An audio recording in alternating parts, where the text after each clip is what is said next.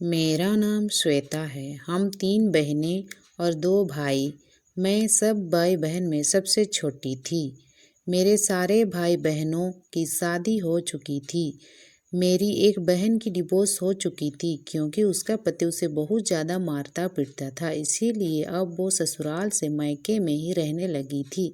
अब सिर्फ शादी से ही मैं बची हुई थी। मेरे पेरेंट्स मेरे साथ साथ मेरे तलाकशुदा बहन का भी रिश्ता देख रहे थे, लेकिन शादीशुदा होने की वजह से उसके रिश्ते नहीं आ रहे थे।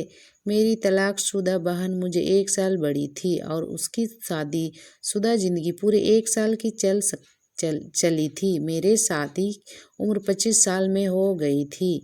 अभी तक मेरी शादी नहीं हो रही थी। अगर मेरी कोई भी रिश्ता आता तो ना जाने ऐसा क्या होता कि लड़के खुद ही इनकार कर देते थे। मेरा आस पड़ोस से भी कोई रिश्ता नहीं आता था। मैं देखने में बहुत खूबसूरत थी, लेकिन फिर भी कोई मुझे पसंद नहीं करता था। मेरे अंदर कोई कमी नहीं थी, बस मेरा रिश्ता नहीं लग पा रहा था। मेरे माता पिता इस बात से बहुत परेशान हो गए थे और तो वो जल्द से जल्द मेरी शादी कर देना चाहते थे, जबकि मेरे सारे बड़े भाई बहनों की शादी जल्दी जल्दी हो गई है और अभी ससुराल अच्छे और अमीर परिवार की है। ना जाने मेरे ही साथ ऐसी क्या दिक्कत थी कि कोई भी मुझे अपने बेटे का रिश्ता करने के लिए तैयार नहीं था। एक बार तो मेरी मम्मी की दोस्त उसके बेटे का रिश्ता लेकर हमारे घर आई थी। उसने मुझे शादी में देखा था, तभी उस देखते ही मुझे पसंद कर लिया था। मेरी मम्मी को उम्मीद थी कि वह ज़रूर मुझे अपना घर की बहू बनाएगी, पर जब वह घर आई उन्होंने मुझे देखा तो उन्होंने फ़ौरन ही रिश्ता पक्का कर दिया। सारे मोहल्ले में यह बात फैल चुकी थी। आज मेरे रिश्ते वाले आए हैं और मेरा रिश्ता फाइनल होने वाला है। 2 दिन ही गुजरे थे कि मेरी मम्मी की दोस्त का फ़ोन आया और उन्होंने कहा कि हमें माफ़ करना, हम तुम्हारी बेटी को अपने घर की बहू नहीं बना सकते। यह कहकर उन्होंने रिश्ता ख़त्म कर दिया। मेरी फ्रेंड्स भी मुझसे सवाल करती थी कि तुम्हारी शादी ना होने की क्या वजह है। ये सब कुछ तो मुझे भी नहीं पता था। मैं अपने भाई और बहन मम्मी पापा से इस बात में सवाल करती तो वह मुझे कुछ नहीं बताते थे, क्योंकि अब मुझे बुरा लगता था कि कोई मुझसे रिश्ता नहीं करना चाहता था। मेरी तरह ही मेरी बहन का दुख भी मुझसे, जो बेचारी शादी होने के बाद भी दोबारा तलाक लेकर मायके आ गई थी। मेरा खूबसूरत होने का कोई फ़ायदा नहीं था। जब कोई मुझे अपने घर की बहू ही नहीं बनाना चाहता था, तो फिर ऐसे ही खूबसूरती का क्या काम। मेरे माता पिता ने मोहल्ला भी बदल कर देख लिया था, फिर भी मेरे साथ यही सब कुछ लगा हुआ था। मेरी उम्र निकलती चली जा रही थी। वह तो अच्छा था कि मैं खूबसूरत थी, इस वजह से ज़्यादा मेरी उम्र के बारे में पता नहीं चलता था। मेरी माँ भगवान से बहुत प्रार्थना करती थी कि उसकी एक ही तो बेटी रह गई है, अब उसकी भी शादी हो जाए और वो अपने ससुराल में सुखी रहे। मैं अपने माता पिता को अपनी तरफ से बहुत परेशान देखती थी। पेरेंट्स को तो अपने बच्चों को फिक्र होती हुई है। फिर एक दिन चमत्कार हो गया और मेरे लिए रिश्ता आ गया। उन लोगों ने मुझे देखते ही रिश्ता फाइनल कर दिया और लगभग 1 महीने के बाद मेरी जल्दी जल्दी में शादी हो गई, क्योंकि मेरे पेरेंट्स अपने भाइयों के घर में हुई। अब मेरी तलाकशुदा वाली बहन ही शादी से रह गई थी। अब मेरे घर वाले उनके लिए भी अच्छा रिश्ता तलाश कर रहे, पर अभी तक उसके लिए कोई रिश्ता सही नहीं मिल सका था। मेरी बहन का नाम कनक था। मेरे माता पिता ज़्यादा अमीर लोग नहीं थे। मेरी ससुराल में मेरी सास, जेठ और मेरे पति रहते थे। बाकी घर में कोई नहीं था। घर बहुत अच्छा बना हुआ था। मेरे पति का नाम मुकेश था और मेरे जेठ का नाम सुनील। दरअसल मेरे जेठ ने शादी नहीं की थी, वो भी नाई थे और लोगों के बाल काटते थे। दोनों भाई एक ही दुकान पर लगे हुए थे। मेरे जेठ ने अपनी माँ से कहता था कि पहले मैं अपने छोटे भाई की शादी कराना चाहता हूँ, उसके बाद मैं अपनी शादी कर लूँगा। शायद किस्मत में मेरे पति की यही शादी पहले लिखी हुई थी, इसीलिए पहले मेरे पति की शादी हो गई। मुकेश देखने में बहुत अच्छे थे और जब उन्होंने मुझसे शादी की रात देखा तो वह मुझसे देखते ही कंफ्यूज हो गए थे। उन्होंने अपनी आंखों पर विश्वास नहीं हो रहा था, कितनी खूबसूरत लड़की उसे मिल सकती है। मेरे पति के हाथ पैर घबराहट की वजह से फूल गए। मुझे लगा कि इतना नर्वस होना तो नॉर्मल सी बात है।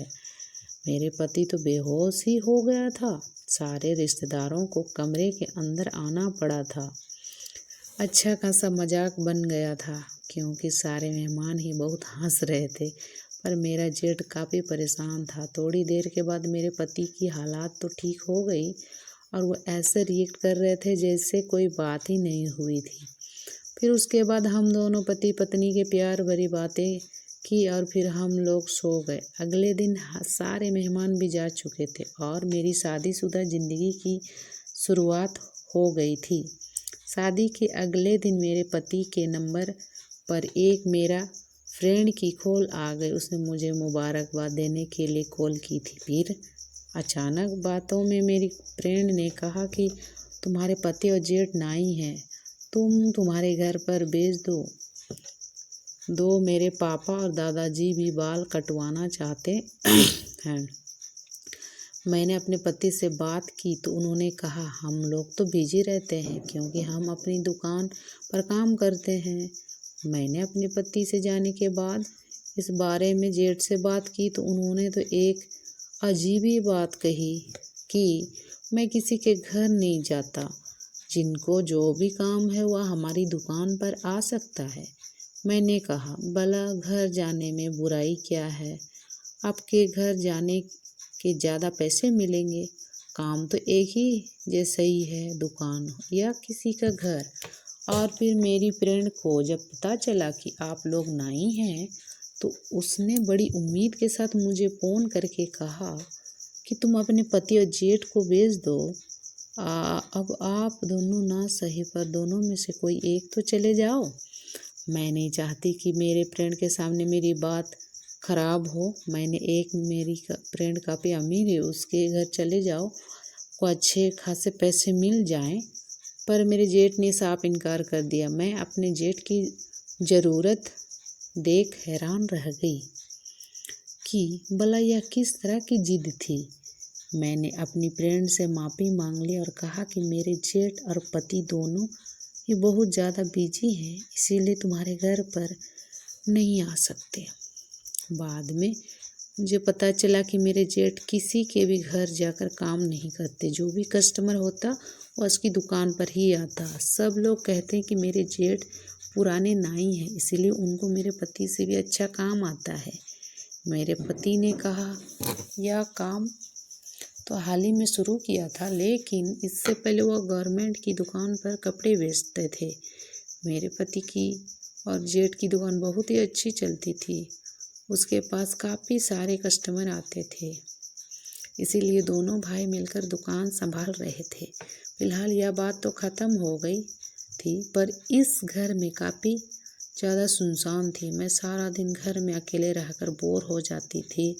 मेरे साथ मुझसे ज़्यादा बात नहीं करती थी। बहुत ज़्यादा संस्कारी औरत थी और हमेशा अपने कमरे में जाकर पूजा पाठ करती थी। मैं घर का सारा काम करती थी, अपने सास का खाना और दवाइयाँ मैं उनके कमरे में जाकर देती थी, लेकिन मुझे बहुत सुकून था कि मुझे यहाँ पर ज़्यादा काम नहीं करना पड़ता था। ज़्यादा बड़ी फैमिली नहीं थी, इसीलिए मैं जल्दी जल्दी काम करके ही सो जाती थी। एक सास की तो वह भी सारा दिन अपने कमरे में थी और उन्हें किसी भी काम से कोई मतलब नहीं होता था, मेरे लाइफ में इंटरफेयर नहीं करती थी। बाकी मुझे इन सब लोगों के काम करने पर कोई एतराज़ नहीं होता था। एक दिन हमारे घर पर पड़ोस की ही एक औरत घर आई थी। उन्होंने मुझे देखा तो बहुत खुश हुई। मेरी सास से मिलने के लिए आई थी, पर मेरी सास सो रही थी, इसीलिए वह मेरे पास ही बात करने के लिए बैठ गई। मुझे बहुत अच्छा रिश्ता मिल सकता था, तो फिर तुम यहाँ क्यों आ गई? तुम्हारे माता पिता कुछ सोच समझ कर तुम्हारी शादी की, खूबसूरत लड़कियों के रिश्ते तो बड़ी आसानी से और अपने लोगों के यहाँ लग जाते। मैंने कहा ये सब तो भगवान की मर्जी की बात है। उसने कहा उसके साथ जोड़ी बनाई होगी, शादी तो उसी के साथ ही होनी है। थोड़ी देर बाद मेरी सास जाग गई तो उसके कमरे में ही बातें करने चली गई थी। उनका चाय नाश्ता मैं करा चुकी थी। पड़ोसन के जाने के बाद मेरी सास ने मुझे कहा कि ऐसे लोगों से बचकर रहना, यह इधर की बात उधर करने में बहुत माहिर है। मैं भी अपनी सास से कहा ठीक है। रात को मेरे पति घर आ चुका था, उन्हें खाना दिया तो उन्होंने मुझसे खाना खाते खाते एक दो बात की। उसके बाद कमरे में सोने के लिए चले गए थे। मेरे पति के साथ सब जब वह बेहोश होने वाला मैटर हुआ था, वह मेरे करीब नहीं आ रहे थे, बस दूर से ही मुझसे बात करते थे। उन्हें डर था कि वह कहीं भी बेहोश होकर ना गिर जाए। मैंने उस दिन के बाद से इस टॉपिक पर कोई बात नहीं की, पर इस घर में मेरे लिए टाइम गुजारना बहुत मुश्किल हो रहा था। मुझे नई नई शादी वाली कोई फीलिंग नहीं आ रही थी। ना पति कोई प्यार मोहब्बत कर रहा था, ना सास मेरे साथ ज़्यादा बातचीत करती थी, और ना ही मेरा पति मुझसे कहीं घर से बाहर घुमाने फिराने ले गया था। मेरे पति और जेठ सुबह को अपनी दुकान पर जाते और शाम को 6 बजे तक घर वापस आते थे। मेरे पास करने का ज़्यादा काम नहीं होता था और कोई ऐसा काम नहीं था जिससे मैं थोड़ा अपना ध्यान बटा पाती। भगवान ने मुझे सूरत शक्ल तो बहुत अच्छी दी, लेकिन हुनर मेरे अंदर कोई भी नहीं थी। ना मैं ज़्यादा पढ़ी लिखी थी और न मुझ में सिलाई कढ़ाई जैसा कोई काम आता था जो मैं घर बैठकर कर लेती। एक दिन मैंने अपने जेठ को देखा, वो अपने काम से आते ही फ़ोन में बहुत बिजी थे, जैसे कोई ज़रूरी चीज़ देख रहे हों। मैंने अपने जेठ के पीछे जाकर बैठ गई तो चलो मैं यहाँ धूप बैठकर सब्जी काट लेती हूँ। पर जैसे ही मेरे जेठ को महसूस हुआ कि मैं उसके पीछे बैठ गई हूँ, मेरी नज़र फ़ोन पर पड़ सकती है, वह वहाँ से उठकर फ़ौरन ही चले गए और दूसरी तरफ दीवार से टेक लगाकर बैठ गए। मैंने अपने जेठ से बड़े प्यार से कहा, भैया मुझे भी दिखाइए ज़रा, आप मोबाइल में क्या देख रहे हैं? यहाँ तो घर में देखने के लिए टीवी भी नहीं है। तो मेरे जेठ कहने लगे कि इसमें तुम्हारे देखने जैसे कुछ नहीं है। मुझे अपने जेठ पर बहुत गुस्सा आया। मेरा पति के पास भी तो स्मार्टफोन नहीं था, उन्होंने तो पुराने ज़माने का कीपैड ही अपने पास रखा हुआ था। वह कहते थे कि मुझसे टाइम नहीं मिलता मोबाइल चलाने का। मैंने उनसे कहा, मेरे पास घर में काफ़ी टाइम होता है, मैं ही ज़्यादातर फ्री ही रहती हूँ, मुझे स्मार्टफोन दिला दो। पहले तो उन्होंने मना कर दिया, लेकिन जब मैंने उनसे बहुत जिद की तो कहा कि मैं अगले महीने ला दूँगा। मैं इस बात से बहुत खुश हो गई थी। एक दिन पता चला कि मेरी मोहल्ले की दोस्त की शादी है और उसने मेरे घर आकर इनवाइट किया था। वो मेरे मोहल्ले की दोस्त थी, लेकिन मैं अपने पति से कहा कि वो मेरे बहुत पक्की सहेली है, ताकि वह मुझसे उसकी शादी में जाने की परमिशन दे दे। मेरे पति ने कहा, मुझे शादी में जाने की परमिशन दे दी और मैं खूब अच्छे से तैयार होकर उसकी शादी में चली गई थी।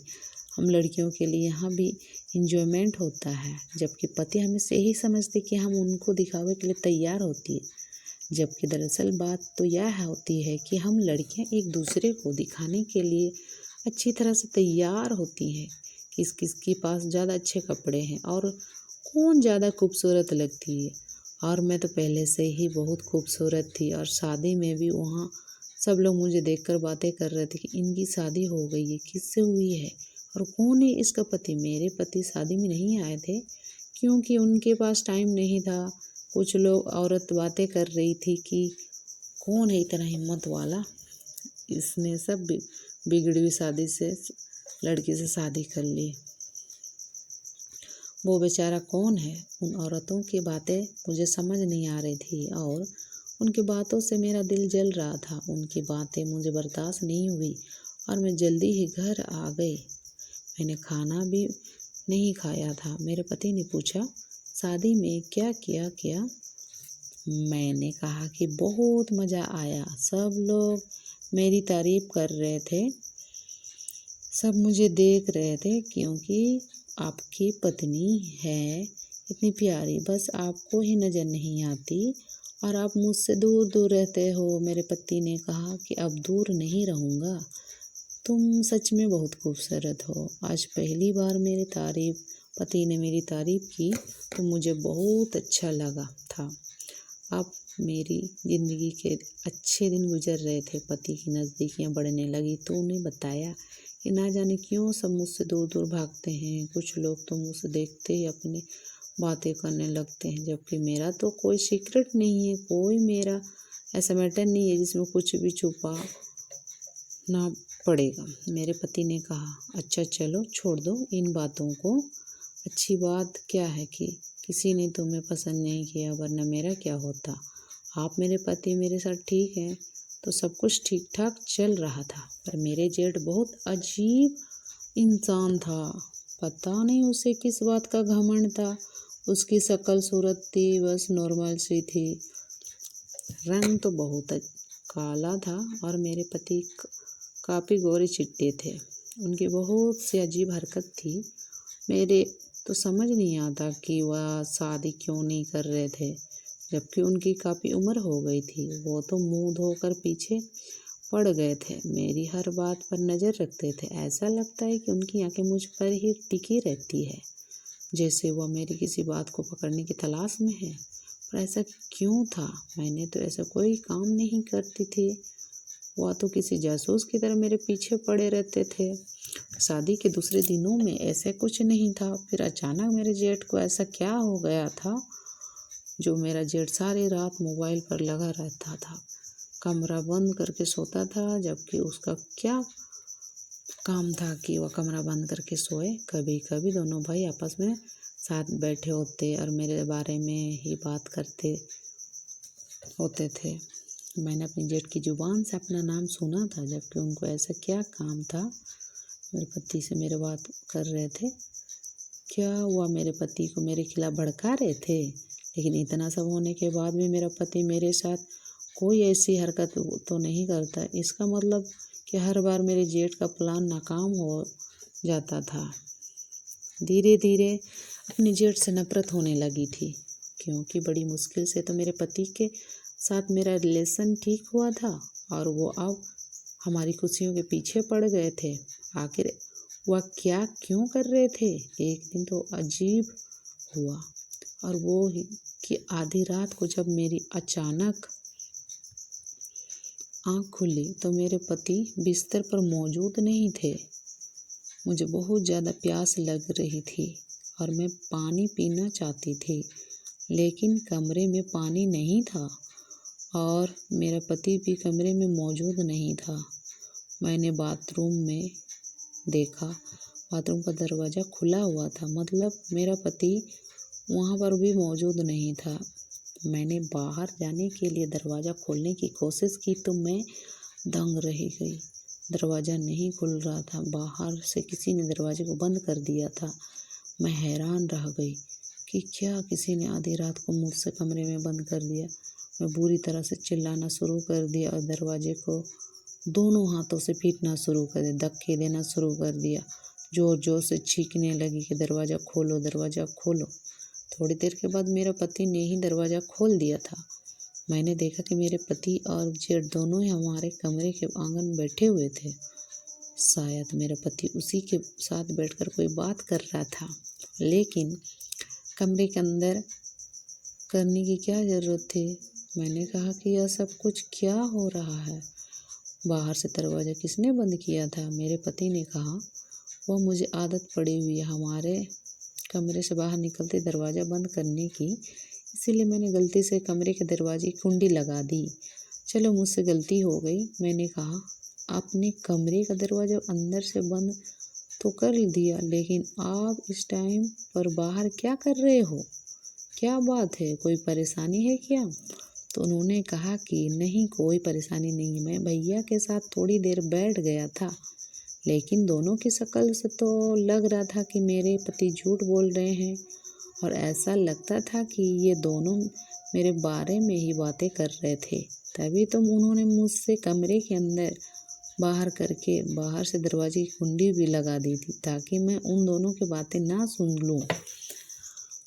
मेरे पति ने कहा तुम जाओ मैं आता हूँ। मैंने कहा मुझे प्यास लगी है। उन्होंने ठीक है मैं तुम्हारे लिए पानी ले आती हूँ।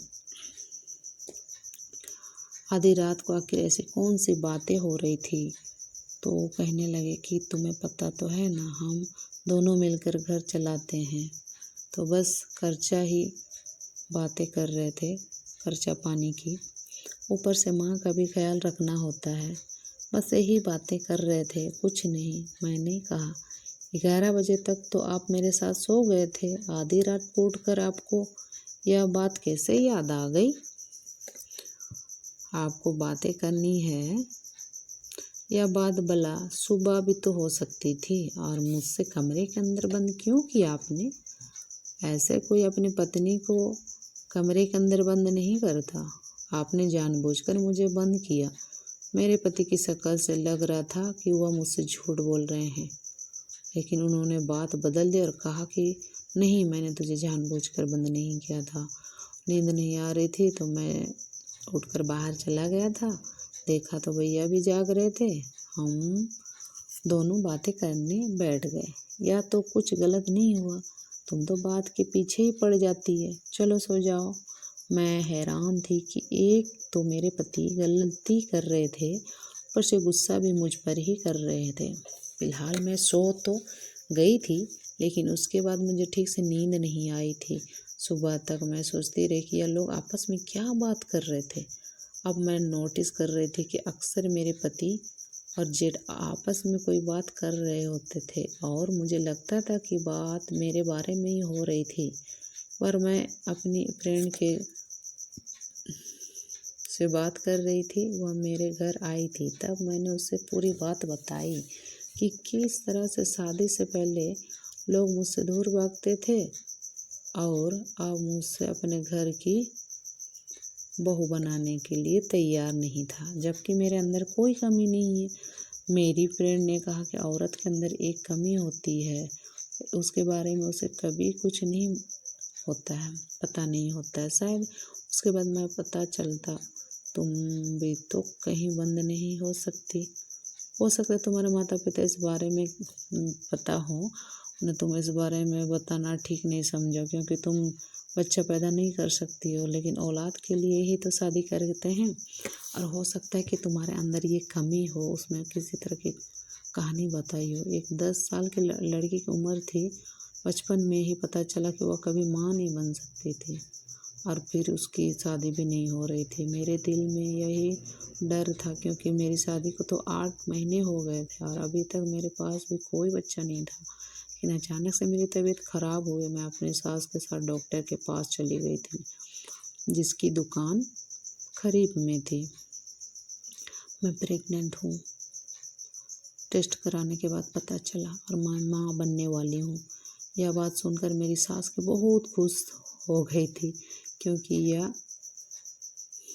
इतना मतलब यह कि एक औरत ही हैसियत से अब अंदर कोई कमी नहीं थी। फिर क्यों लोग मुझसे दूर भागते थे, यह बात मुझे अब तक समझ नहीं आई थी। डॉक्टर ने मेरा चेकअप किया और उन्होंने बताया कि आपका दूसरा महीना चल रहा है, आपका बच्चा बहुत कमज़ोर, इसीलिए आपको बहुत ख्याल रखना होगा।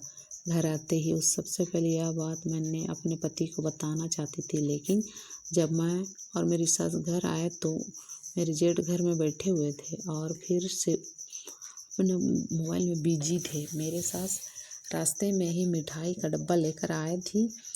उन्होंने आते ही पहले मेरे जेठ को मिठाई खिलाई। उन्होंने कहा कि माँ, आखिर यह मिठाई किस बात की खिलाई रही हो? मेरी सास ने खुशी को सुनी यह गुड न्यूज़ सुनाई और कहा कि अब तुम ताई जी बनने वाले हो और तुम्हारा भतीजा आने वाला है। मैंने जेठ की तरफ ताना मारते हुए कहा कि माँ, बस इतनी खुशी मत मनाओ, कहीं ऐसा ना हो मेरी खुशी को किसी की नज़र ना लग जाए।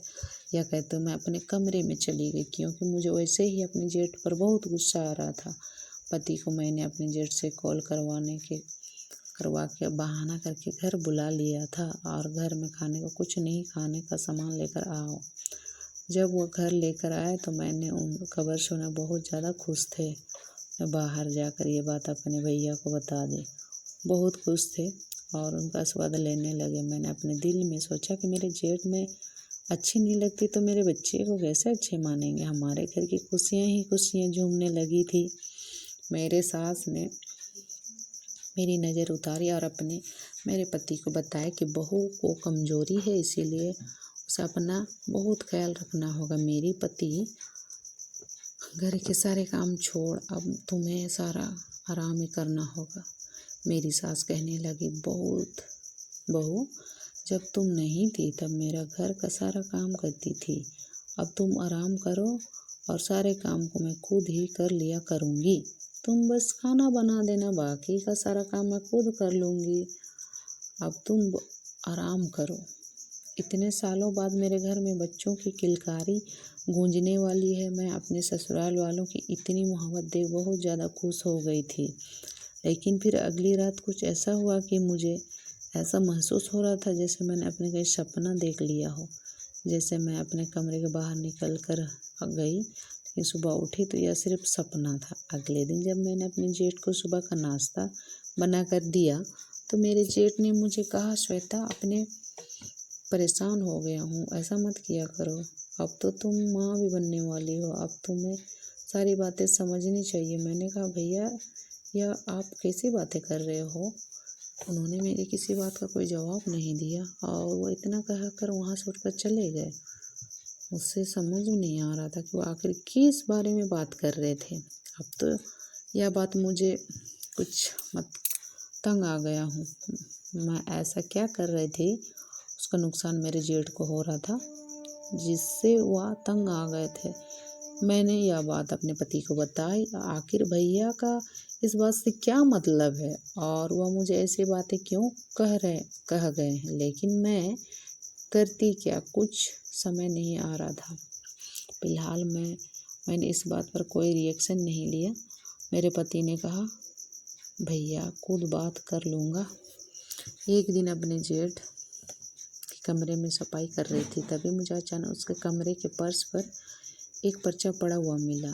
मैंने उसे खोल कर देखा तो मैं हैरान रह गई। इस पर किसी का नंबर लिखा हुआ था। उसे संभाल कर टेबल पर रख दिया था। लेकिन फिर मैंने दोबारा से यह पर्चा उठाया और खोल कर देखा। यह नंबर मुझे जाना पहचाना सा लग रहा था। मैं फाइनली इस नंबर को पहचान भी गई। यह तो मेरी बहन का नंबर था, कनक का, जो तलाक लेकर अपने पति से झगड़ा करके घर आ गई थी। लेकिन मेरी बहन का नंबर आखिर मेरे जेठ के पास क्या कर रहा था। मैं परेशान हो गई थी और सोचने लगी कि और मुझे गुस्सा आ रहा था कि मेरी बहन का नंबर मेरे जेठ के पास क्यों है और इन दोनों के आपस में क्या कनेक्ट है। मैंने फ़ौरन ही अपने पति के फ़ोन से अपने बहन को कॉल की और उससे कहा कि मेरे जेठ के कमरे में तुम्हारा नंबर मिला। मैं समझ गई कि मेरी तलाकशुदा बहन का अफेयर मेरे जेठ के साथ चल रहा था, तभी तो उसके कमरे में मेरी बहन का नंबर मिला। इसीलिए मैं अपनी बहन को फ़ोन किया। मैंने जब अपनी बहन के नंबर पर फ़ोन किया तो मम्मी ने कॉल रिसीव की थी। मैंने मम्मी से कहा कि कनक का नंबर मेरे जेठ के कमरे से मिला। अब मैं इस बारे में कनक के कहा, तुम्हें घर आने की कोई ज़रूरत नहीं है, तमाशा मत बनाओ। मैंने कहा, तो फिर कनक को क्या काम था मेरे जेठ के साथ। क्या कनक मेरे जेठ से बातें करती है। मम्मी ने कहा, खामोश हो जाओ और अपने काम से काम रखो। यह कहकर मम्मी ने कॉल काट दी। अब मैं समझ गई थी कि इन दोनों का कोई ना कोई चक्कर चल रहा है। मैं नहीं चाहती कि मेरी बहन का कोई भी रिश्ता मेरे जेठ के साथ हो। मुझे अपना चीज़ बिल्कुल ही पसंद नहीं था, इसीलिए मैं अपनी बहन को अपने जेठ से बचा कर रखना चाहती थी। मैंने अगले ही दिन अपनी सास और पति को बेटा का सारी बात बताई। मैंने अपने चेहरे पर कोई भी गुस्सा नहीं लाया हुआ था, बल्कि बहुत ही प्यार और तसल्ली से बात की। मैं नहीं चाहती थी कि मेरी सास को अपने बेटे की बातें सुनकर बुरा लगे। मौके पर ही मेरे जेठ भी आ गए थे, तो मैंने उनसे सवाल किया कि यह सब कुछ क्या हो रहा है और उनको यह भी बता दिया कि क्या इस बारे में मेरी मम्मी भी जानती थी। मेरे जेठ ने कहा कि श्वेता, दरअसल मैं तुम्हारी तलाकशुदा बहन के साथ शादी करना चाहता हूँ और मैं उसे पसंद करने लगा हूँ। हाँ, यह गलत बात है। मुझे इस बारे में तुम्हें पहले ही बता देना चाहिए था। मैंने उसे तुम्हारी शादी में पसंद किया था। जब मुझे पता चला कि उसकी तलाक हो गई है और उसका पति उसे बहुत मारता था। तुम्हारी बहन बहुत मासूम है।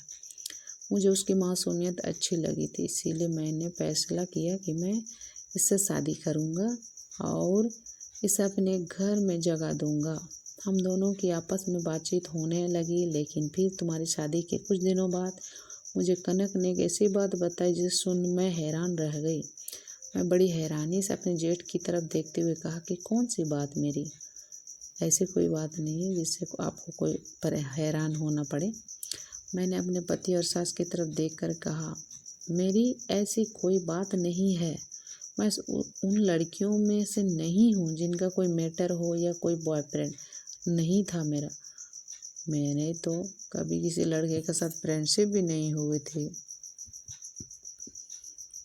मैंने अपने जेठ की तरफ रिक्वेस्ट करते हुए कहा, बताइए कि मेरी बहन ने आपको क्या बताया जिसकी वजह से आप हैरान हो गए हो? मुझे पता चला कि मेरी बहन ने कहने की वजह से ही मुझे अपनी नज़र रखने लगे थे। मेरी बहन ने आपको जो बताया वह झूठ ही होगा, क्योंकि मैं उससे कहीं ज़्यादा खूबसूरत हुआ, मुझसे पूरे 1 साल बड़ी है और मुझे शादी से पहले बहुत झगड़ती थी। इसलिए उसने मुझे बदला लेने के लिए आपको मेरे खिलाफ भड़काया होगा। मेरे जेठ ने कहा कि उसने मुझे जो भी बताया वह सब कुछ सच है, क्योंकि मैंने तुम्हारे माता पिता से भी बात की। उन्होंने कहा था कि वह सब सच है, लेकिन उन्होंने हम शादी से पहले इसके बारे में कुछ नहीं बताया था। शादी के बाद मुझे सारी तुम्हारी बहन की वजह से सब कुछ पता चला और इसी सबको लेकिन हम दोनों भाई आपस में बातें किया करते थे कि तुम्हारे बहुत ज़्यादा ख्याल रखना होगा। मैंने कहा, क्यों? मेरा क्यों ख्याल रखना होगा? मैं क्या करता? मैं घर बाहर निकल जाती हूँ। मैं तो यही समझ रही थी कि यह लोग मुझे कैरेक्टरलेस कह रहे हैं। फिर मेरे जेठ ने कहा, तुम्हारा ख्याल रखने से मतलब तुम्हें बंद करके रखना होगा कि? फिर मुझे असल में बात मैं सुनकर हैरान रह गई हूँ कि यह राज जानने के बाद मेरी ज़िंदगी सारी उलझनें मुझसे दूर चली गई थी, क्योंकि यह राज जानने के बाद मुझे सारे सवालों का जवाब मिल गया था। दरअसल मुझे नींद में चलने की बीमारी थी। नींद में चलकर ही मैं हमेशा किसी दूसरे इंसान के कमरे जाकर सो जाते थे या फिर घर से बाहर निकल जाती थी। यह बात मेरे सारे रिश्तेदार मोहल्ले वाले जानते थे। मुझे इस बारे में कभी कुछ पता नहीं चला था, क्योंकि मेरे माता पिता नहीं चाहते थे कि अपनी इस बीमारी को सुनकर मैं अपना दिल छोटा करूं। अपनी इस बीमारी की वजह से मैं डिप्रेशन का शिकार ना हो जाऊं, इसीलिए उन्होंने मुझे यह बात नहीं बताई थी। कि फिर जब शादी के बाद मेरी बहन और मेरे जेठ की आपस में फ़ोन पर बातें होने लगी तो उसने बातों ही बातों मेरे जेठ को यह बात बता दी। मेरे जेठ को मेरी बहन पसंद आ गई। उन्होंने मेरी शादी में ही उसको पसंद कर लिया था और मेरी बहन भी मेरे जेठ के साथ शादी करने के लिए तैयार थी। मेरे जेठ ने इस बारे में मेरे माता पिता से बात कर ली थी और कहा था कि वह उसकी तलाकशुदा बेटी से शादी करना चाहते हैं। जल्द ही वह इस बारे में अपने घर पर मुझसे अपनी माँ को भी बता देंगे और मेरे माता पिता इस रिश्ते से कोई एतराज़ नहीं था, क्योंकि मैं भी अपनी ससुराल में अच्छी रही थी। एक न एक दिन तो मेरे ससुराल वालों को यह बात पता चल ही जानी थी। मेरे माता पिता ने यह बात मेरे ससुराल वालों को शादी से पहले इसलिए नहीं बताई कि जिन लोगों को यह बात पता होती थी वह लोग मुझसे शादी नहीं करते थे। बड़ी मुश्किल से तो यहाँ मेरा रिश्ता लगा था। एक दिन मेरे जेठ को यह एहसास हुआ कि मैं नींद में चलकर उनके कमरे में जाकर सो गई।